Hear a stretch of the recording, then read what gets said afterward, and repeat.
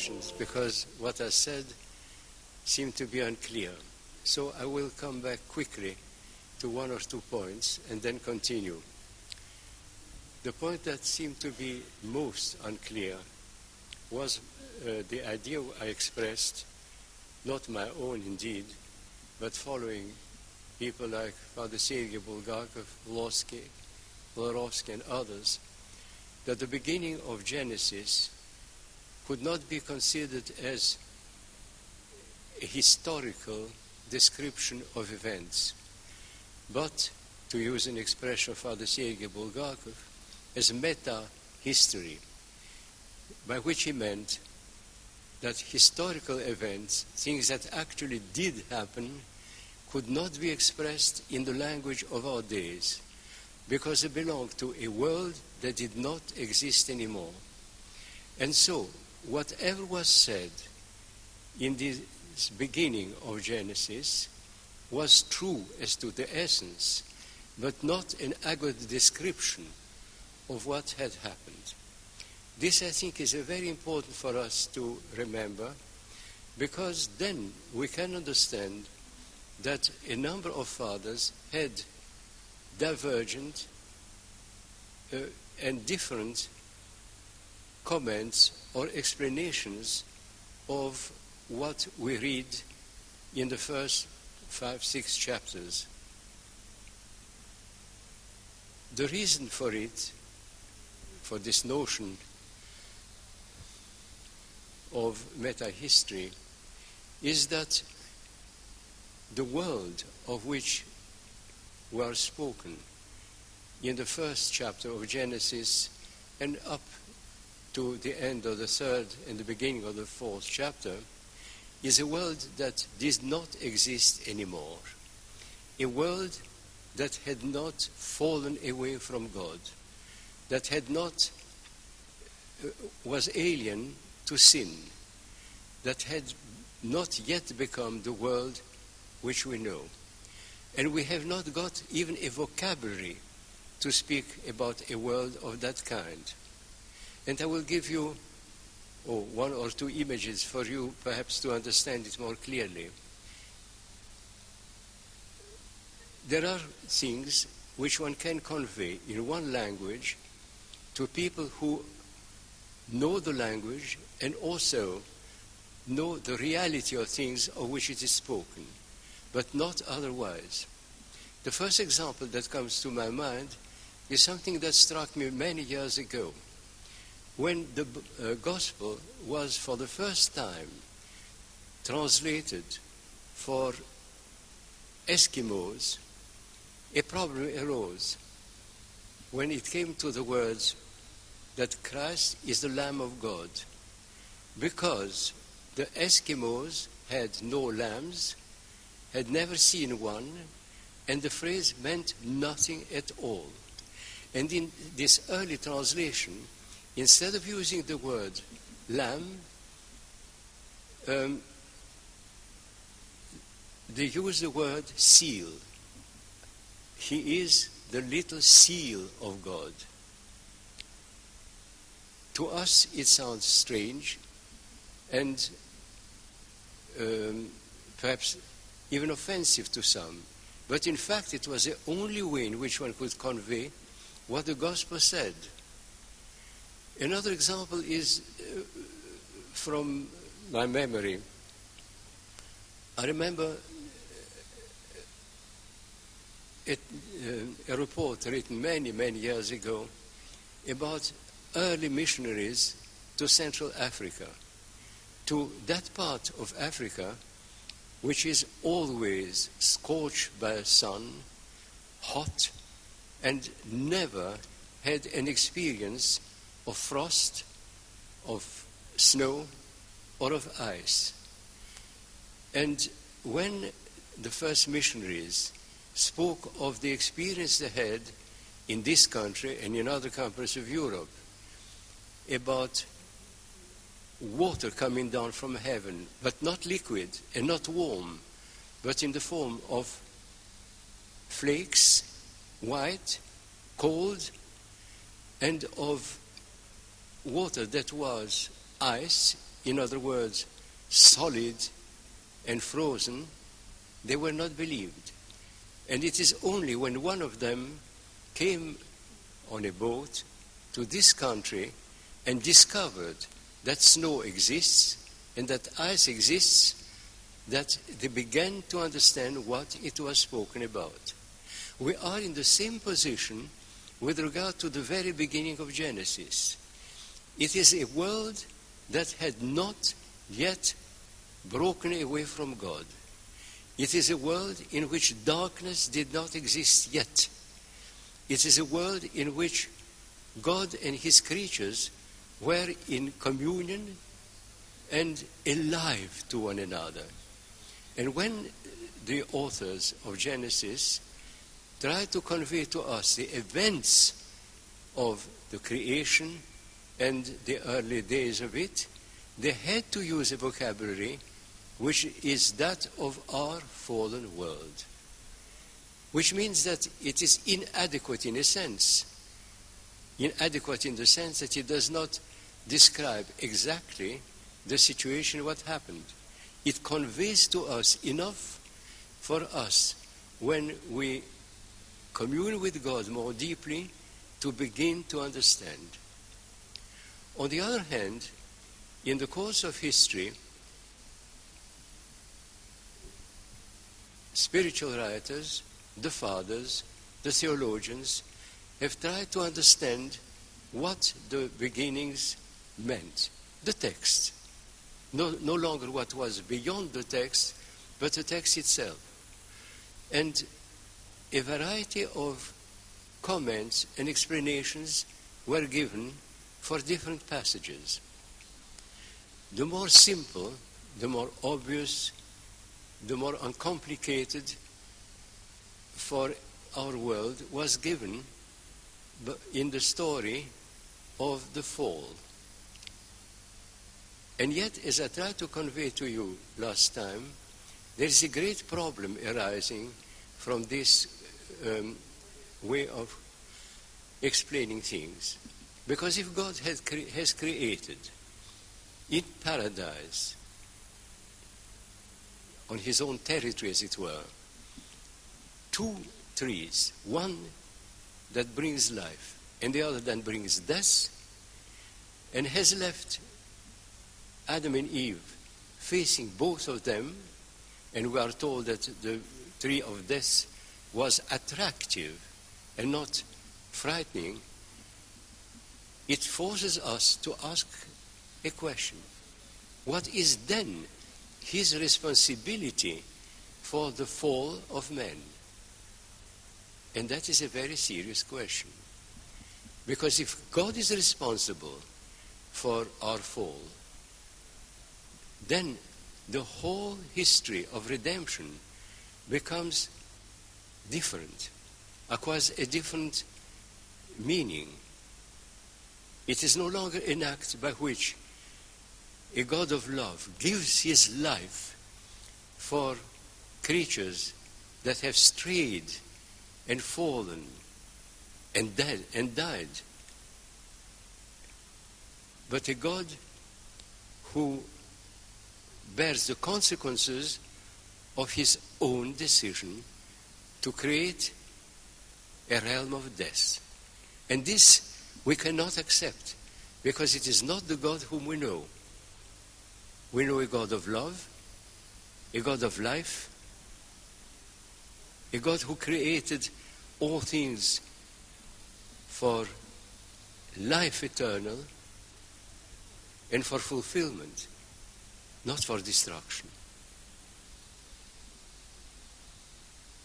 For a very, very long time, I have struggled with this idea until I came, as I told you last time, upon this passage in the writings of Saint Irenaeus of Lyon, who reached me through a French theologian called Olivier Clément, in an article about this saint, in which Saint Irenaeus says that God had created the Garden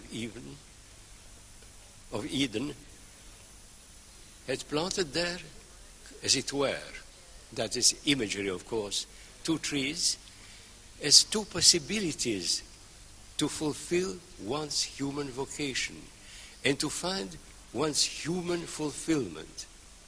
The one, the tree of life, let us call it that way, is the way that consists in renouncing, turning away from everything except God himself, communion with him,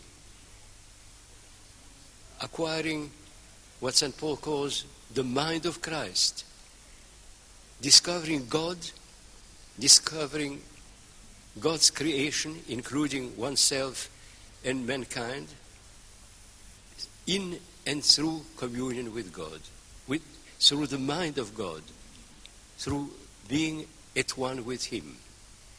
And the other one is a possibility of making the same discoveries, but by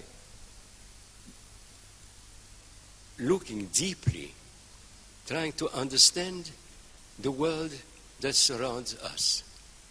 Find the Creator through its creation. And this would have been a very simple proposition in a way if the creation had remained pure, unstained, and unshaken from its harmony. But the tragedy of it lies in the fact that thanks to the choice made by man, and I will come back to this, the creation has become a problem. And one can find God by examining this creation, by communing with it, by living with it, but in a slow, struggling manner. And the example, the image which I gave you last time, is the way in which we can discover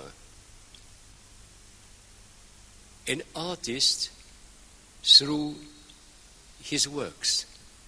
When we look at an icon, we would say, oh, this is a work of Theophan the Greek. This is the work of another icon painter, be it even a modern one like Uspensky or Krug. We can recognize them in their painting. In the same way, we can recognize by contemplation, by going deep into the understanding of God's creation, the Creator himself. This is not the direct, the simple way in which one can discover him by communing with him directly through prayer, through contemplation, through silence. But it is a way that can lead either an individual or perhaps a whole generation or the whole of mankind, it does not matter in a sense, to the knowledge of the same God, but through ups and downs.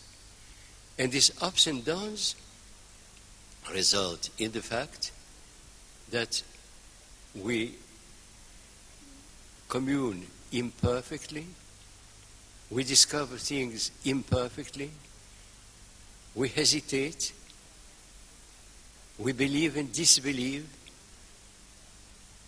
but ultimately we can trust God that he has created a world that is an icon, an image that will lead us to the knowledge of him.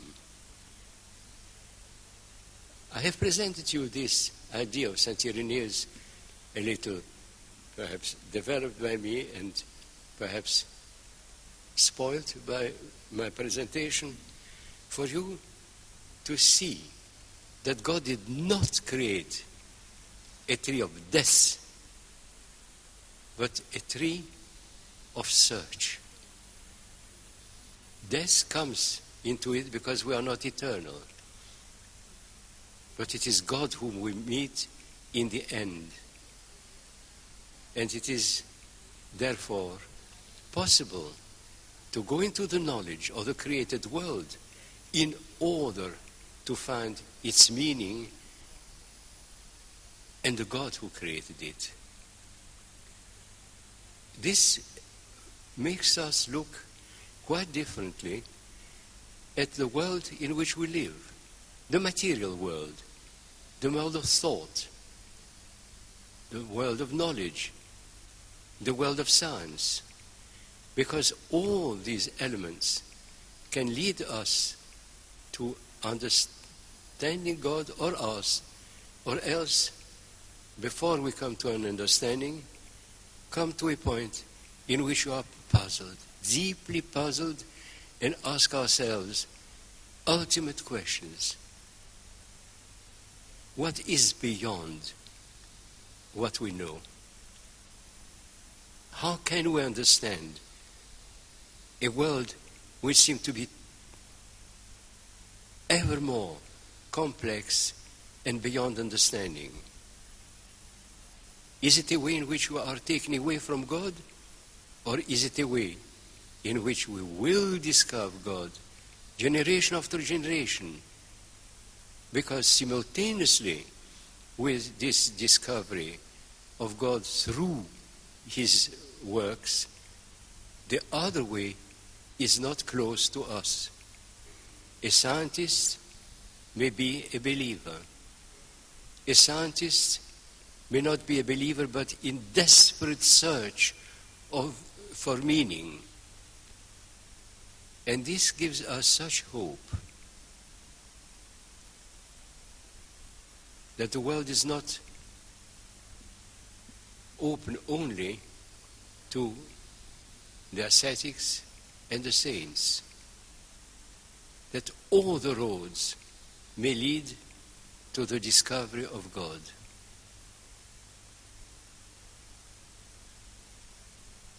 This is what I wanted to try to convey last time, and perhaps didn't I convey it today. But I think it's very important for us to look at the world in which we live with interest, with concern, with hope, that even if what we do is not a purely spiritual activity, if we study the world in which we live from any angle, we study the handiwork of God. And beyond the material discovery, we may discover the author, in the same way in which we can recognize the author of a poem, of a painting, of an icon, of a piece of music. We do not confuse them. We listen and we say, oh, this is only so-and-so who could have written that. It is true about God. And we must, from generation to generation, it's a matter for the whole of mankind to work in that direction. From generation to generation, we must search and in the end unfold wider and wider, deeper and deeper, our knowledge of the works of God and through it of God himself. Partly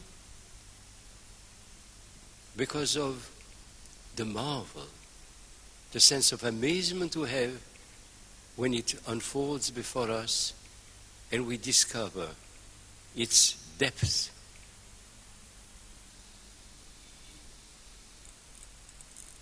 I was about to say it's harmony. No, because we do not discover only harmony. We live in a world that has lost total oneness and communion with God. And therefore there is not only harmony and beauty, there is frightening ugliness. It's not only mortality, it's horror at times. When we look at the world in which we live, it's enough to be aware of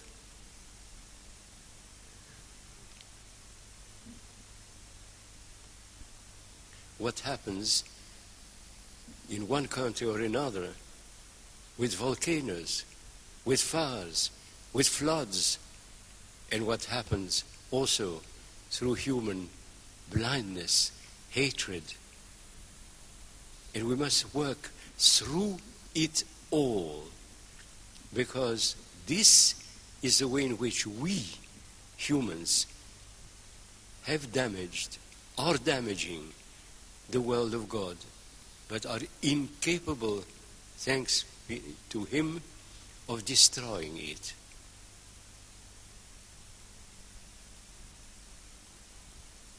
I'm presenting to you views which are probably not customary, and probably some of you will find that I'm not teaching, that I'm presenting to you views which are incompatible with their harmonious vision which they possessed thus far.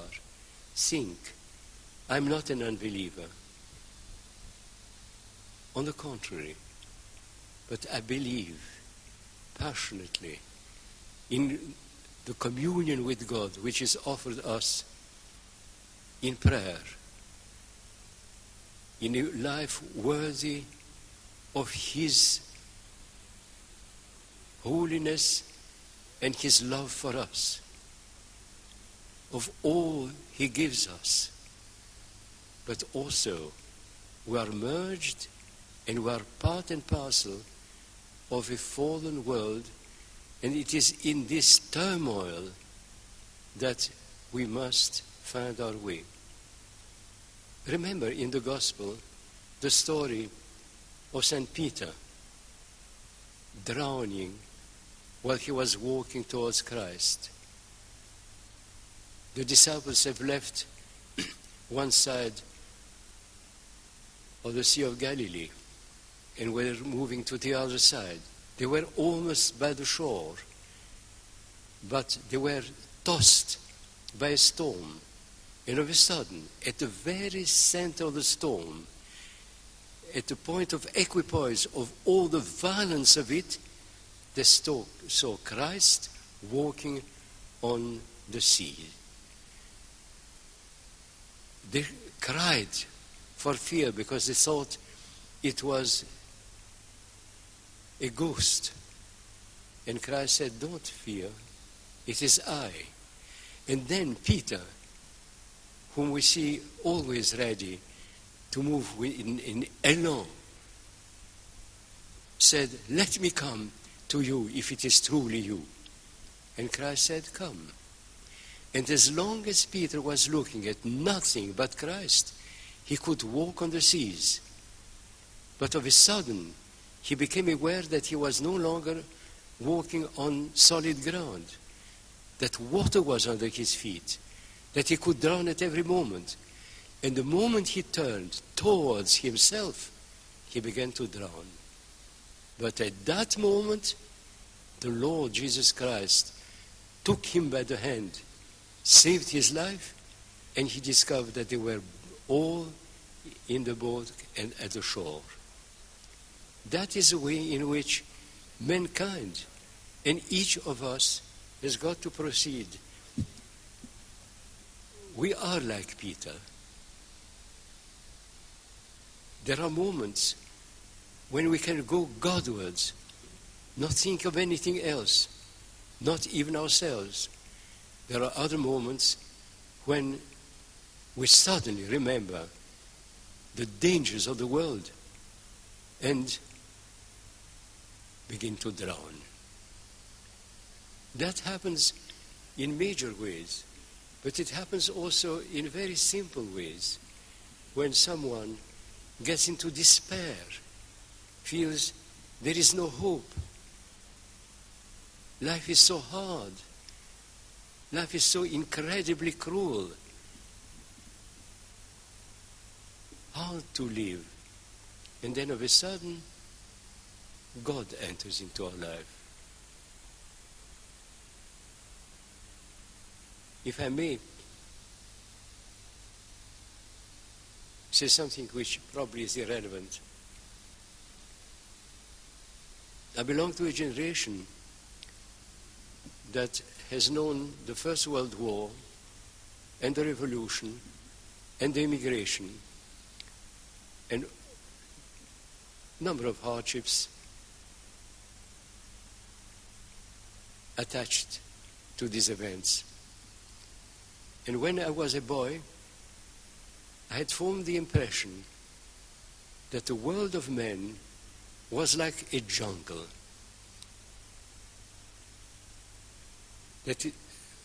I was surrounded by wild beasts, that the only way of survival was to be totally insensitive and capable of fighting, or ready to be devoured and destroyed.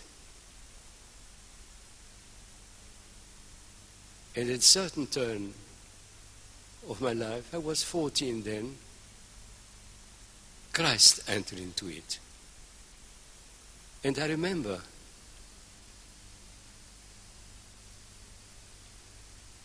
that in the first reading of the Gospel, I opened it on a passage from St. Matthew that was saying that God shines his light on the good and the evil, loves the good and the evil, the ones with joy, the other ones with crucifixion. And I remember I sat back and thought, I want to be with God. And so even if I'm burnt alive, I will love the people who do that, because I want to be with God.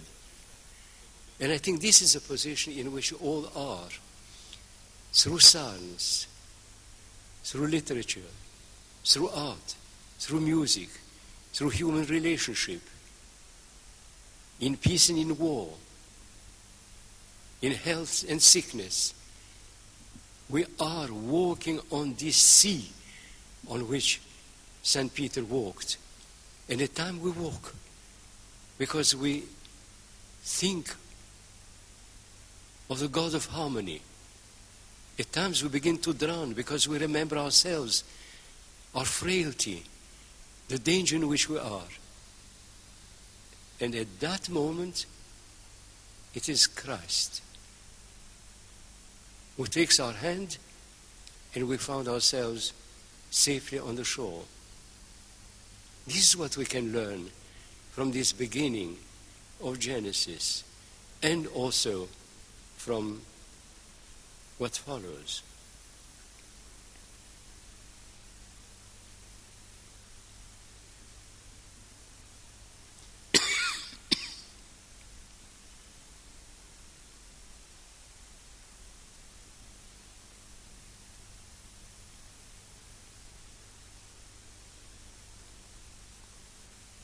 And then we must reconsider our habitual vision of things. To put it in a very primitive way, we always think of Adam and Eve in paradise, living in perfect harmony between themselves and in perfect harmony with God. But there are two trees, the tree of life and the tree of knowledge. And we are habitually told that Eve looked at the tree of knowledge and found it attractive. And the devil was there, who said to her, "Take of this tree and eat from it. It is a tree of knowledge. You will acquire knowledge. Like God," leaving her to understand, isn't that what God told you? To begin to know all things as I know them. And Eve eats of the tree, of the fruit. And immediately the world changes for her. It is not a world pervaded with the life and the light of God. It's a world that has become the material world. And she turns to Adam and offers him also to taste of this fruit and to discover the world as he had never seen it. And then they both look at one another, and as the Genesis says, they see that they are naked. Before that, they didn't see they were naked, because as we know from the same book of Genesis, when they were created, they were one personality in two persons. They did not see one another in opposition, as different.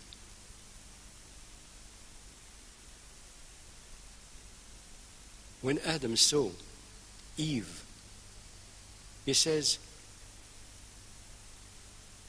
I'm he is she, I'm I, and she is I in the feminine, as it were. He did not see her as an alien body, but as himself revealed in incredible beauty. It's only after the fall that they look at one another as being different, not I. And they see one another's nakedness.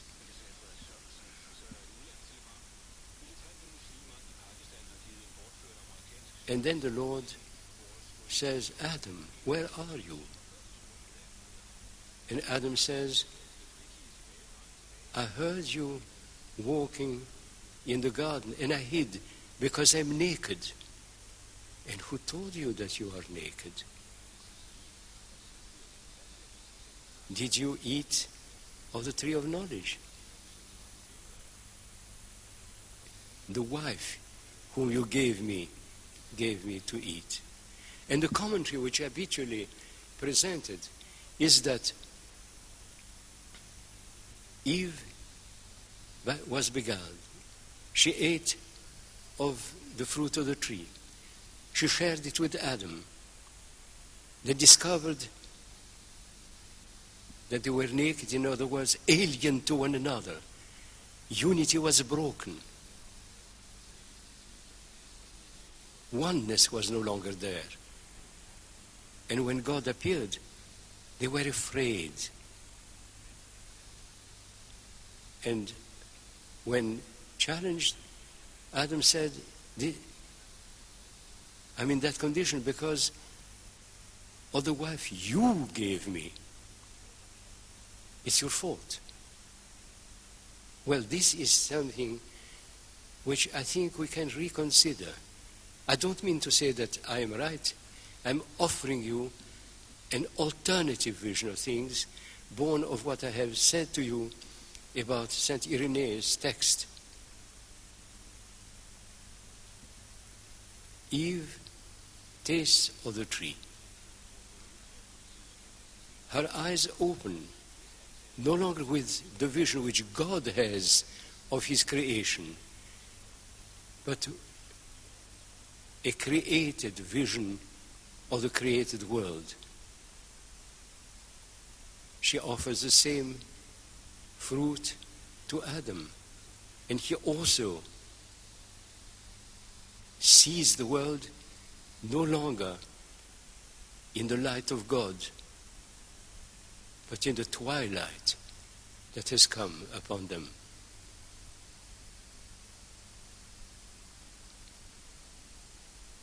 And what I find remarkable is his words, it is a wife whom you have given me. Because he does not renounce her. She remains at one with her.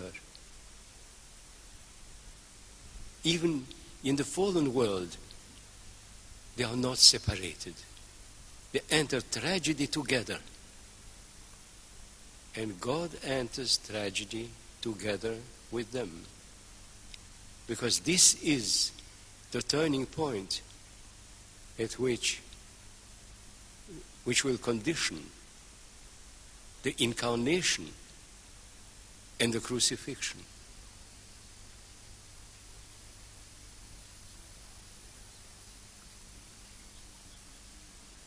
I find this passage so deeply moving, because instead of being simply an act of disobedience, of rebellion, of challenging God, of turning away from Him, it's a moment of real tragedy. But then you may ask another question. We are told that the devil came and tempted Eve. It implies that there was something wrong, because he had been created an angel of light. Why had he become an angel of darkness? Ancient writers have tried to give explanations which I find unsatisfactory. The ones say that some of the angels sinned by pride, looking themselves, finding themselves so beautiful, pride came into them and broke their wholeness in the unity with God. Some say that the fall came after the creation of man, and jealousy came. How is it that another creature is made which is as beautiful, as wonderful as we are? Especially if they became aware of the divine counsel that the Son of God will become the Son of Man. But that is, to me, in both cases, unsatisfactory, because it presupposes in them the possibility of evil. And this possibility could have been implanted only by God, because it could not have been born out of a perfect being.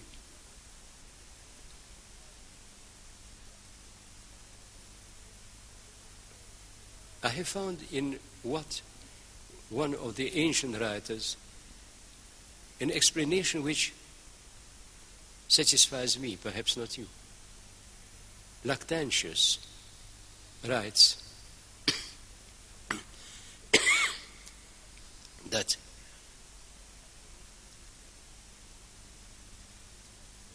the angels of God, once created, communing with God through worship, through love, through admiration, through communion,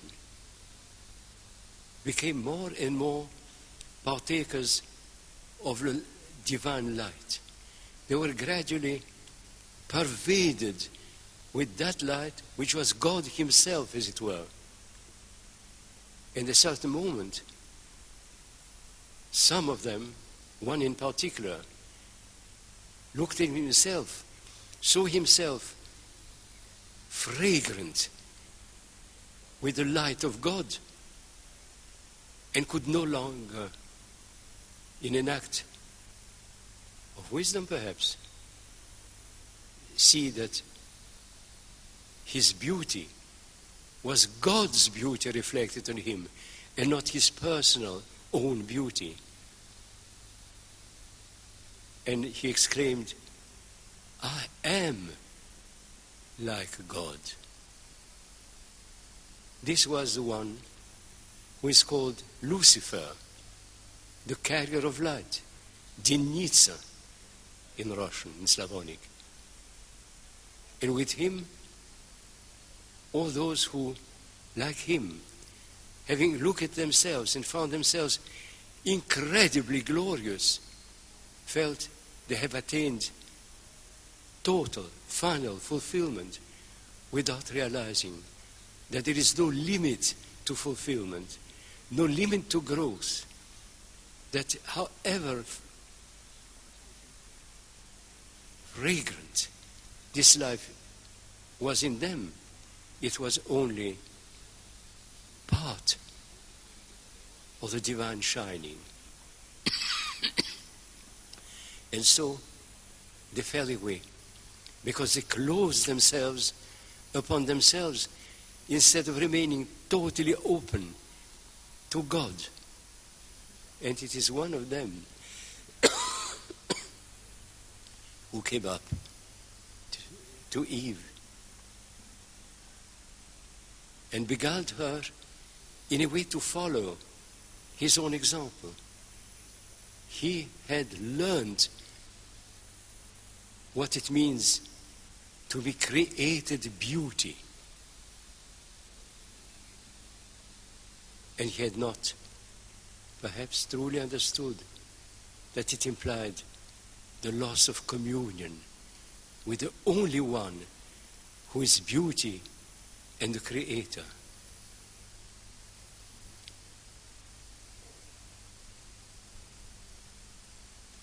And so